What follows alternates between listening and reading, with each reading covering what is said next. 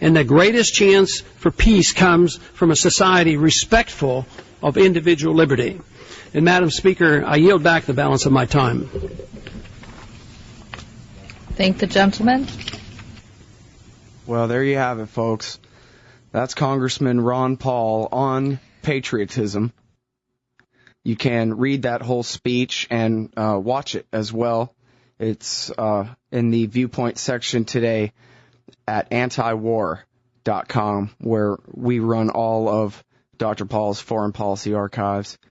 And I have on the phone Will Grigg from the wonderful blog Pro Libertate at freedominourtime.blogspot, and also editor of The Right Source. And, wow, I have to tell you, I've been watching Ron Paul give speeches on the House floor for going on 10 years or something here, Will. But I was just floored by that speech. I had no idea what I was getting into when I hit play on that thing. I'd agree. I think that was an epical address by Ron Paul. I think it's a speech that is in good company with some of the more remarkable orations by ancient statesmen like Cicero. I had the pleasure of sharing a lectern with, well, not a lectern, but a platform about a year and a half ago with Dr. Paul in Sacramento, California. And one of the comments that I felt impressed to make was that it was a singular blessing actually to be in the presence of a statesman, to hear him speak, and it's something I would tell my children about. And I suspect that the speech that was just concluded here from last night is that type of an oration, something that hopefully we'll be able to tell our children about in a much freer country than the one we're living in right now. Yeah, and it almost sounds hyperbolic to compare Ron Paul to Cicero or something like that in our own time, talking about, a speech given yesterday. But, well, who do you have? You have Cicero, you have John Quincy Adams occasionally. Yes. There aren't many who ever gave a speech like that from the floor of the House of Representatives, Will. That's exactly right. And given the depth and breadth and extent of the power wielded by the regime in Washington right now, and the paucity of effective opposition to that regime within our government, and I don't want to dwell on what might be considered an heuristic distinction between the regime and the government. There are some people within the government who are still representing the public, and to that extent, I'd say we still have a government as opposed to the permanent regime. Mm-hmm. But given the lack of people in positions of responsibility who are willing to speak the truth about what's going on, and the power that's exercised by the regime to the detriment of liberty everywhere, I think it's by no means an exaggeration to say that Ron Paul's address was Ciceronian, both in terms of its substance and in terms of the drama it represents. As we look at what I would consider to be the corpse of a republic that we would seek to reanimate. Mm-hmm. Yeah, and you're right. It's the contrast. If he was giving this speech, during the War of 1812 or something, he's Sure. got a point. But it's not like we've been through 20 wars and lost half the liberty we had at the time with each one yet. By then, but I'll tell you what. It just. I apologize to you, Will. I actually brought you on the show today to talk about the Democrats, but I don't want to talk about them. I mean, look, this is what Ron Paul just said. If anyone, and if you're just tuning in and you missed it, go to antiwar.com and watch. It's the Google video. Watch the speech that Ron Paul gave, I believe, yesterday on the House floor, called On Patriotism. And then tell me about a Republican or a Democrat you support. Tell me about any other politician in this country that, the difference is so dramatic. It's like, the difference between skydiving and swimming or something. Yeah, Ron Paul and the rest of these guys. Yeah, it's the difference between prime rib and tofu. Yeah, thank you. I was looking for some kind of... Well, the thing that I find most refreshing about all of this, and you're speaking with somebody who is a professional pessimist. My wife likes to say that my favorite expression is, I am not optimistic. But what's so refreshing about this, Scott, is the fact that Ron Paul, with a spirit of meekness, which is not the same thing as being a wimp. A meek man is somebody who is not overly impressed with himself, but is willing to stand resolute in defense of principle. The Bible tells us that Moses was the meekest of all men. Moses was not a pushover. And Ron Paul, with great neatness and great composure and a certain avuncular dignity, is quietly speaking the truth, and it is resonating with people, including, I would be willing to wager, millions of people who are otherwise not particularly involved in the political process, precisely because they are weary of being force-fed this pasteurized, processed cheese food type material that is called modern politics. They're looking for something more substantial than that.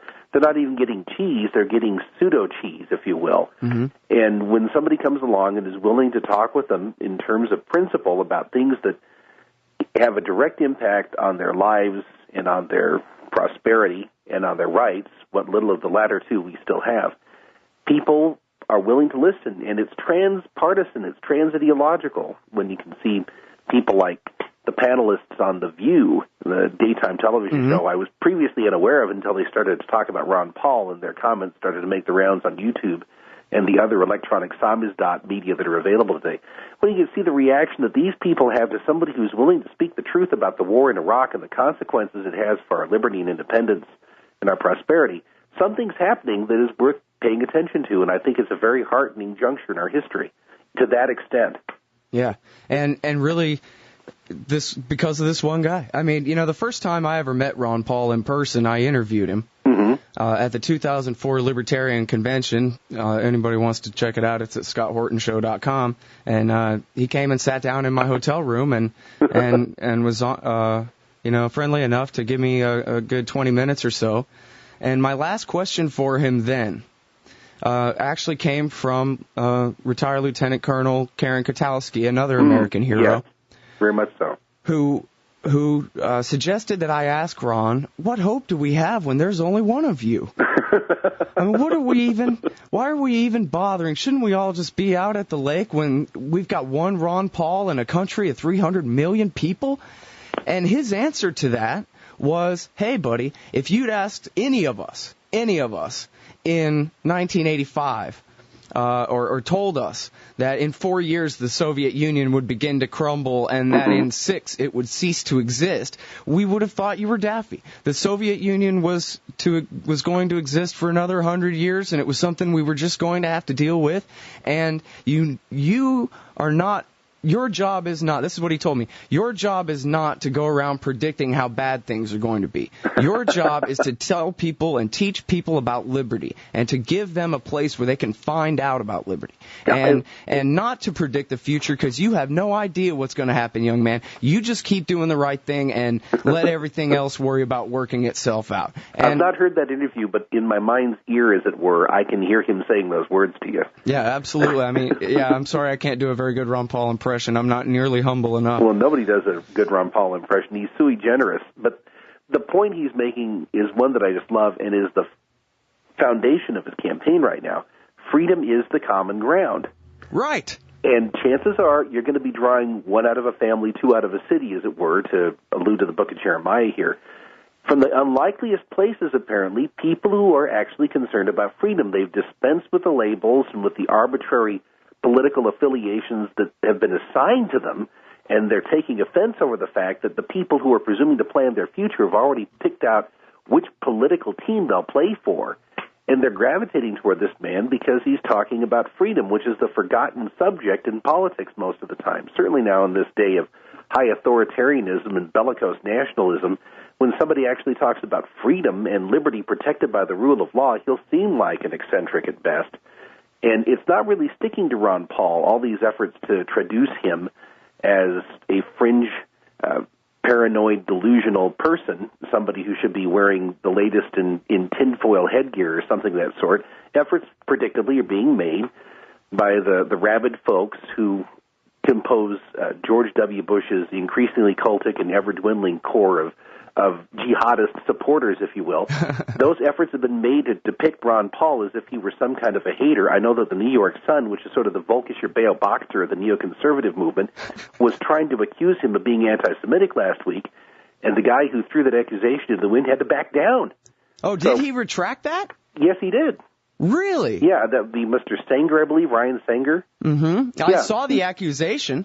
Yeah, and he had to step off and take that back and qualify his comments. He said, I don't think what he said is right. I think it was wrong. I think it was morally reprehensible. But on balance, I have to say that I don't think that Ron Paul is an anti-Semite. No, and in fact, if you watch YouTube of this guy on the House floor, if you're as lucky as me that you get to meet him and spend a few minutes, this guy doesn't hate anybody. No. He doesn't. I mean, I'm here to tell you, Will, I hate George Bush. I do. I ain't going to try to hide it. Yeah. If I had Darth Vader powers, God help the people who inhabit Washington, D.C.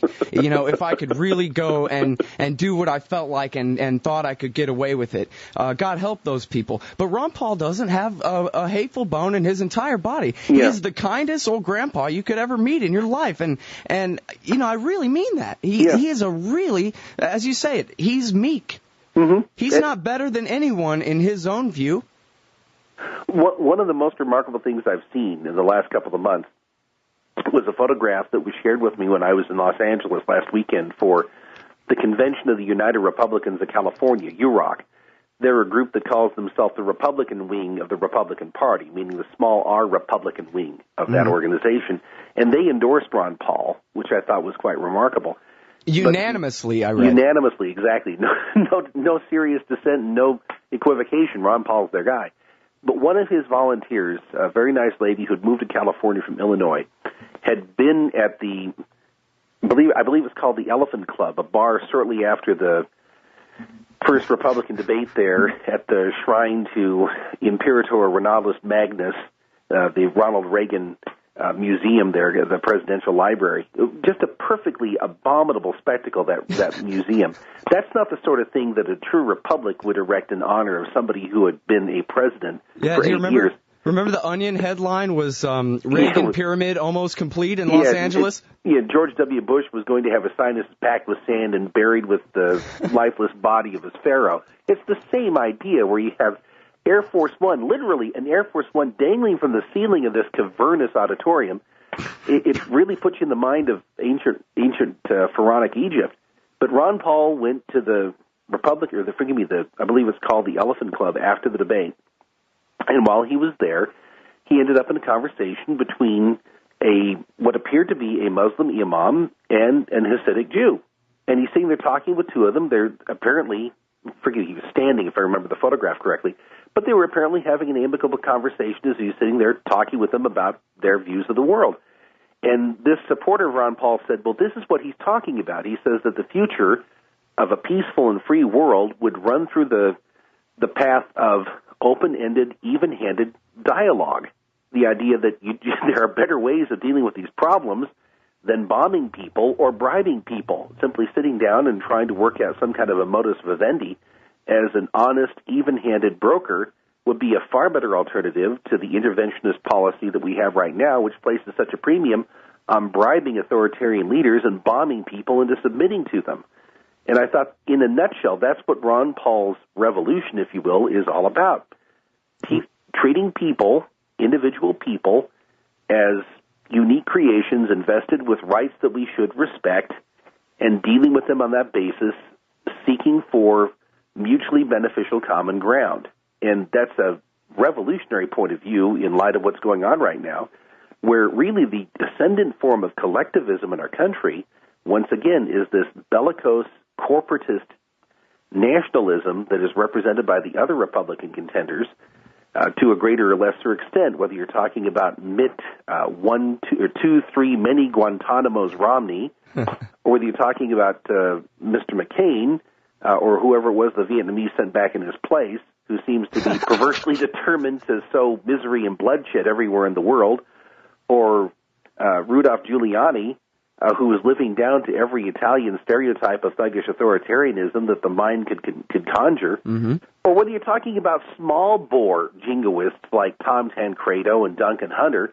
Tom Tancredo, if I remember correctly, is the guy who said that we ought to bring Jack Bauer into the real world to wreak havoc on people and to inflict misery on the enemies of the state. Jack Bauer being sort of the televised avatar of the Nietzschean Ubermann, or somebody who's beyond good and evil and thus capable of killing innocent people without compunction and so forth. I mean, that's where the Republican Party is right now. They become a party of nihilists.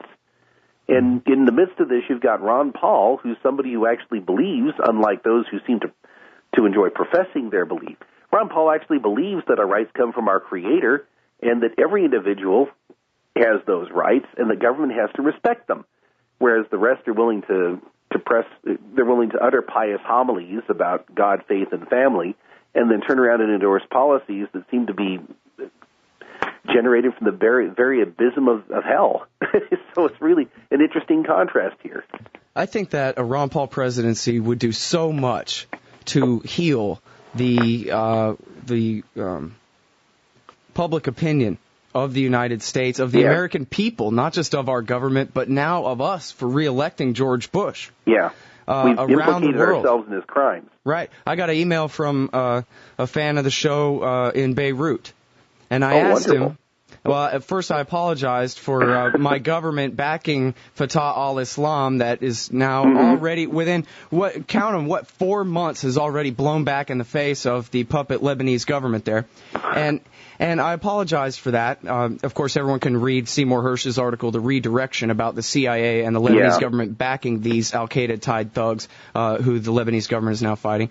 But I asked him, how badly the reputation of the American people has suffered, and assuming a guy like Ron Paul or someone could come in and really turn our foreign policy around, what it would take to regain the reputation as that place where they have the Statue of Liberty, not that place where they come in and invade your country and tie your naked fathers on the floor on leashes like dogs, as is the way that they picture us now.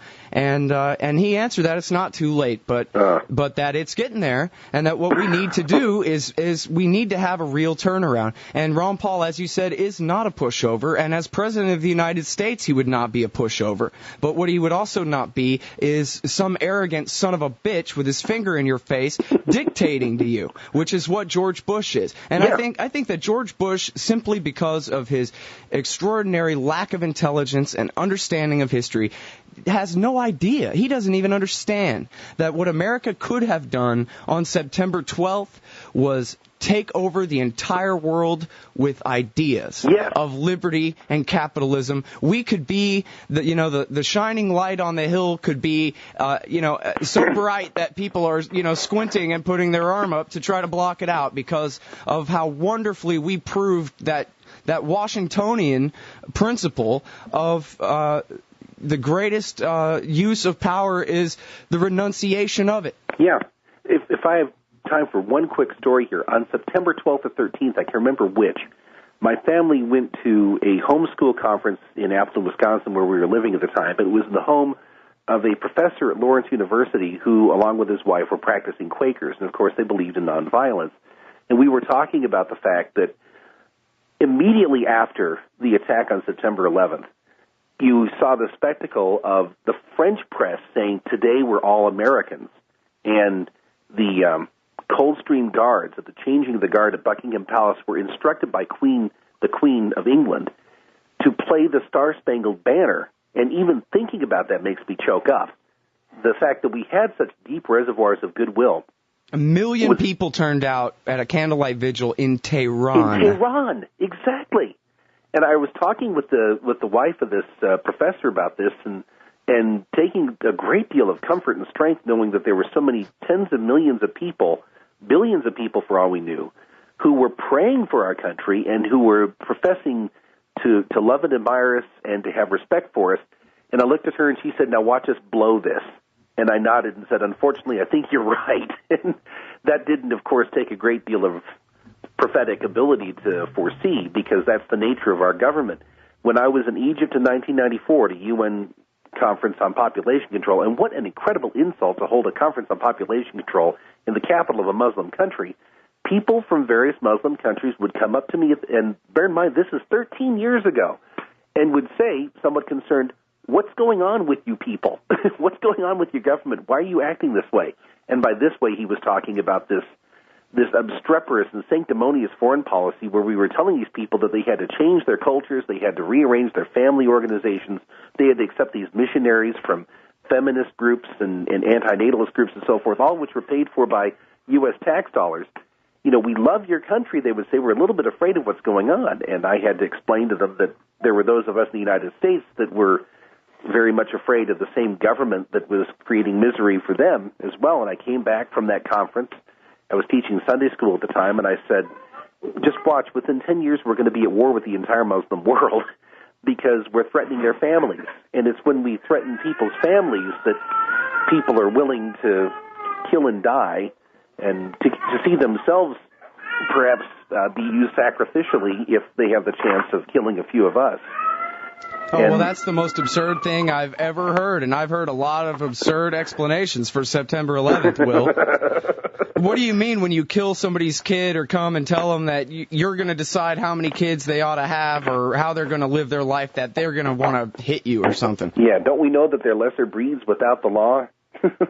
They exist to be used at our pleasure. America as Jack Bauer, above exactly. Good and evil. Exactly. It's a horrifying prospect, but Ron Paul illustrates that there is another America out there. It is the old America. It's the old small R republic. It's the one that we want. Exactly. Exactly right. I'm tired of all this politics. I want Ron Paul to be the president of the United States. I do too. And you and I have talked about this before. What's the root word of liberal? Liberty. And what are the conservatives, the real conservatives who've actually, read books? What is it that they want? They want to conserve liberty. Exactly. That is what we have in common. Ron Paul, it's his #1 best soundbite. I hope they play it 1 billion times from the first debate. The message of liberty is a unifying message. It brings us together. Enough of all this politics. And you know what, really, I don't even want him in the White House. I want him to be the Chief Justice of the Supreme Court. But anyway, that's it. Thanks so much for coming on the show. Will Grigg, everybody, he is the editor of the RightSourceOnline.com, and also check out his blog, Pro Libertate at freedominourtime.blogspot.com. Thanks, Will. Thank you, Scott. All right, folks, that's been Anti-War Radio. Here's some music. We'll be back tomorrow, 11 to 1.